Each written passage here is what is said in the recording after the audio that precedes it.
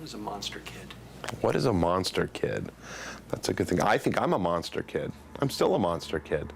I think it's a kid that grew up loving monsters, infatuated with monsters. Monster kid is a state of mind. You can be young, you can be old. It's a shared environment of being captivated by the early classic horror films. I think a monster kid is a kid, when he was growing up, probably a little lonely sometimes, at least I was. You know, it's something about monsters that they're our friends in a way. At least they became that to me. You know what it is? It's somebody that grew up as a kid loving monsters. Pure and simple. And then in 1958, this magazine called Famous Monsters came out, and all of a sudden, it appeared through their letters column that there were other kids out there like you. Monster kids are people that grew up wanting the monster to win. It's such a time for many of us when there wasn't a problem, there wasn't taxes, there wasn't politics, there wasn't fear, there wasn't a housing crisis. If there was, and there was in the 70s, we didn't know it.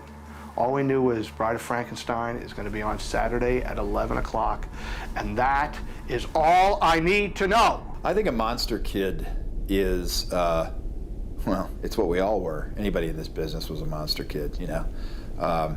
We were the kids who grew up fascinated by anything that had to do with creatures or makeup or weird alternative visions presented in movies. I'd say the generation of people who grew up with Famous Monsters and then Fangoria and sort of were in that position where they, the idea of monsters and monster movies and going to see monster movies as an event shaped the way they looked at fiction. I would say a monster kid is anyone who at a very young age connected with this fantastic genre. A monster kid, me.